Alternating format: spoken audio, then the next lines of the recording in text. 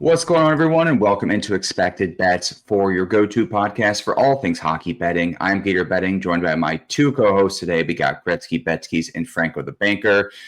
If you haven't done so already, please subscribe to our YouTube channel, Expected Bets. For every subscription helps. Like the video as well. All right, getting into the Colorado Avalanche, the second team we are going to preview in the Central Division. Colorado last year had a record of 49-29-4, finished with 102 points, third in the Central, and lost in the first round to the Dallas Stars 4-3. Betsy, looking at some of these offseason additions, not a ton. They bring in Victor Olofsson, they bring in Brent Burns.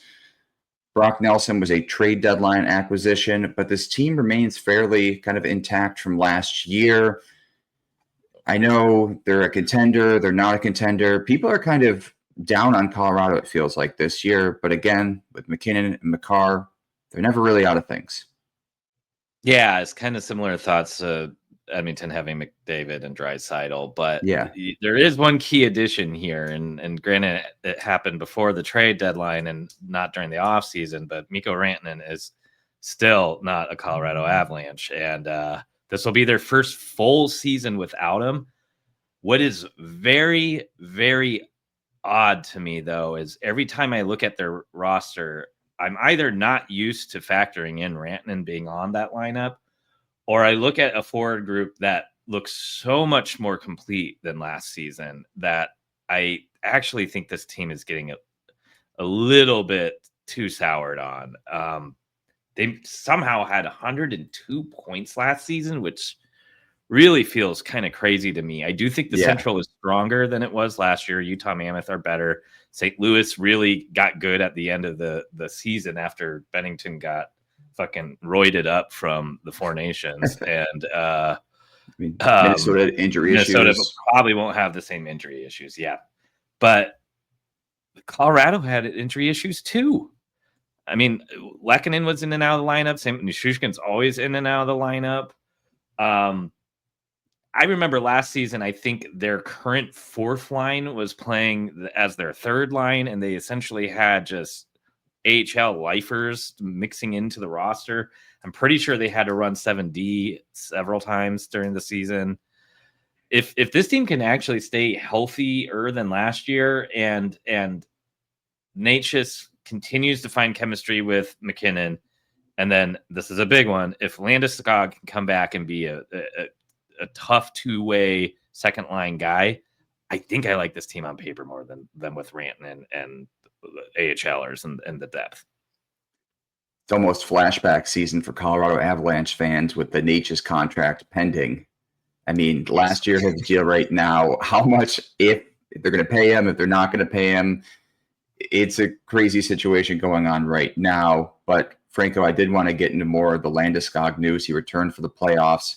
Was okay, but in terms of being a second line winger for this team and playing a full season, I think there's still plenty of question marks out there about him.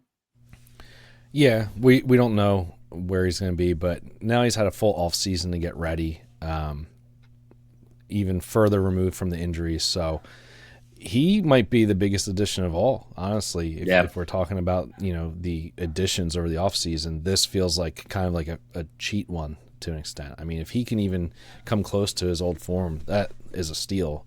It'll definitely make the loss of Rantanen feel a little less. Now, they did lose Duran, who kind of revitalized his career, it felt like, to an extent in Colorado. The other losses don't feel too bad, though. Charlie Coyle didn't really fit. I felt like Miles Wood was in and out of the line with injuries.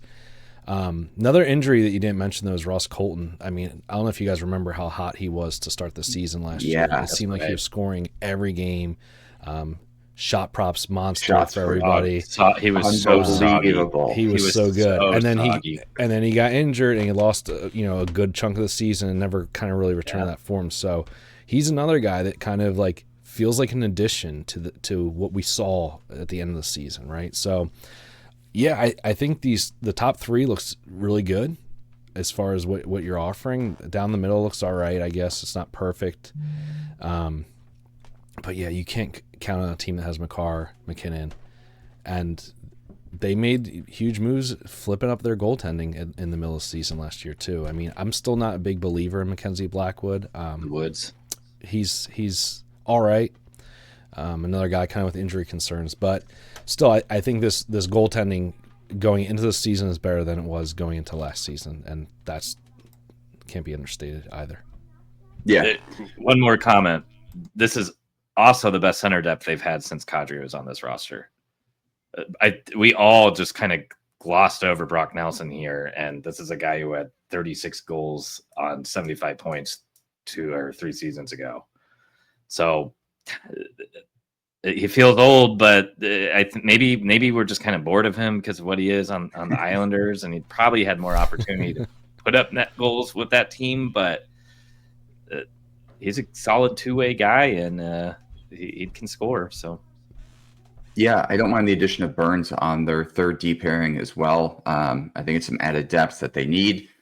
So on paper, this team looks pretty good. I don't really think I guess the goaltending issues is going to be kind of, if they can stay healthy, that's kind of the major question mark of this team. But besides that, they look pretty solid. In terms of team futures, they had 102 last year for points. DK has them at 103.5 right now. FanDuel has them at 105.5 to make the playoffs. -900, division winner +210, conference at 5-1, and Stanley Cup at 10-1. Franco, I'm going to start with you. Any team futures that you're looking at? I think I'm going to stay off just based on the pricing here. 103.5 is kind of close to where I would want to be, but this is another one of those teams that knows they're going to make the playoffs, kind of doesn't need to go the extra mile to get 110, 112 points, whatever it's going to be. They just want to get in healthy. So I'm not really interested in those. Obviously, to make the playoffs at -900, yeah, I'm good there. Even division winner only +215, it feels a little rough. You know, the other teams in this division all kind of have a shot here. I think I'd rather take a bigger swing here. So this is a team maybe I wouldn't mind having a cup future on if like that would probably be where I would go. Yeah, I kind of agree with Betsky that in general it feels like the market and popularity has soured on this team, but the pricing hasn't really caught up to the sentiment around them. Like there's plus 900 feels a little short just given what the perception is on this team. So to me, it's like one of those things like let's wait and see how they look early. Maybe we can get a better number in season and we'll go from there. Yeah. I'll tell you what, this is a team, if there's an injury to one of the big guys that isn't like season ending or anything like that, that's when I want to pounce on some of those futures, because this is one of those teams that all they need to do is make the playoffs to win it. Yep. Almost a similar situation to Florida, too, where we said we're not taking their points total. Yep. We're not taking them to win the division. Yep. If anything, we're going to look at their conference and Stanley Cup winners. And the Barkov news keeps getting better, of him at a press conference the other day saying it's only going to be months, 5 to 6 months, which, when you look at that, lines up with the Stanley Cup playoffs. It's crazy how that works out, you know? Sure is. In terms of awards, McKinnon for the Art Ross, he was second in points the NHL the past 2 seasons. He's +450. I don't mind that. McKinnon for the Hart, he won it 2 seasons ago at 5-1. Makar for the Norris, I think, though, is going to be another popular bet. Won the Norris last year with 92 points in 80 games played. Also won the Norris in the 2021-2022 season. Any futures that you're looking at, Betsky? Yeah, these are tough because, I mean, the Norris, I feel like if you're going to play in the Norris market, you should have one of Quinn or Makar, whoever you like the most, and then start throwing and hedging a little bit against them with some people that have better odds. But until we get another generational defenseman, it's pretty much their award to lose season to season. The McKinnon for the Hart is slightly tempting, but I feel like if Landeskog comes back and makes an impact, and it's clear that their captain is vocal and making those big plays and it's playing gritty and it's kind of a part of the heartbeat of this team, I don't want to think McKinnon's going to be the MVP then, you know? Yeah. I'd rather have a guy who has to put the whole team on his back like he did that season where he won it, and Landeskog was out, and they had tons of injuries, and he just outplayed everybody. So, yeah, I guess Art Ross is really the only one that's interesting to me outside of Makar for Norris, which just isn't very sexy or anything, but yeah. Franco, anything for you in the awards market? Yeah, I mean, I agree. I think there's no value in holding a Makar and Hughes ticket, but it's theirs to lose. So that's really where you'd want to look. Maybe we get a slow start from this team, you get a better number, but it's that there's not much value here. Even the McKinnon plus 500 for the Hart feels just really short for what it is. It's a hard trophy to win. Well, it is when McDavid's in the league. That's what I'm saying. There's plenty of other guys that are in the running with him. So yeah, like I want him to have odds that's more like Werenski for the Norris. Like, yeah, that's the uphill battle he got. Yeah, the Norris market won't open up until Dahlin's traded off the Sabres to a better team, and then you can start to look at him for that market too. So wait a few years. Olsen has 2 hat tricks to start the season, and yeah, exactly. On pace for 120 points on the worst team in the league again. Yep.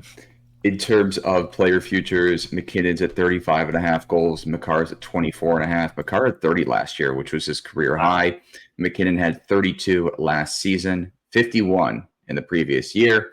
Points, McKinnon at 110, Makar at 87.5. I have a future that I love. But any of the props jump out to you? Blackwood saves? Blackwood goals against? No, I mean, it's I'm interested to see what you love. Makar goals it makes me way more hesitant than before if Landy's up there or Brock Nelson's just battering things in. When a guy has a career high, you usually look to kind of fade him next season. I get it's Kel Makar, but 30 is a lot of goals for him. 24.5. I would have loved if that number was like 27.5. I would have definitely taken the under. But I'd probably stay off, but I do lean the under there. Yeah. I like the Natchez points. Yep. I just think he's going to be stapled with McKinnon.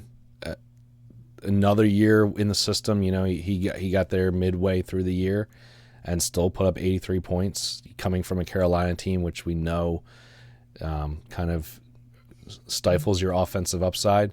So playing full-time with McKinnon, going to be on the power play. Yes, give me that. 73.5 looks really nice. Yeah, that does look very, very good. I'll do you one better. 80-plus points at plus 135 on FanDuel. Breaking down the numbers from last year. So he had 55 points in 49 games played for Carolina, averaging just over 18 minutes of time on ice. At Colorado, he had 29 points in 30 games, almost a point per game player, and his time on ice jumped up to over 20 minutes. On that first line with McKinnon, on that first power play unit as well. UFA at the end of the season. He performed last year. This is a contract year. Give me Natchez 80-plus points at plus 135. Also, just his regular season total at 73.5 as well for minus 115. Love both those bets. Yep. Love it. I love it. Any other props? Blackwood wins at 31.5. That's a complete stay away from me. Yeah, same. Yeah. Anything else before we wrap up? No. This looks like an all right team, though. Yeah. Perfect. All right. We want to thank everyone for listening to today's episode of Expected Bets. Once more, be sure to subscribe and like this video if you haven't done so already. You can also follow us on social media at Expected Bets on Twitter and on Instagram. Once more, thank you guys for listening to today's episode, and we will talk to you later. See ya. What's going on, everyone? The NHL season is almost here, and we have something special for all the fans and bettors out there. Yeah, right now, if you click the link in our description, you can get the full Tails package for $40 off. That is by using code SEASON25, and you can get our package that's normally $120 just for $80. Yep. In addition to that, you'll also get access to our one-stop shop betting guide loaded with team, player, individual team breakdowns, all the futures you could possibly want. So be sure to click that link in the description to sign up now. Yeah, it's like ChatGTP put in an Excel sheet for you so you can rip through all of those future props. Again, make sure you're liking and subscribing all the Expected Bets for video content as well to help us grow. And we can't wait to be smacking in some parlays and straights with you all season long.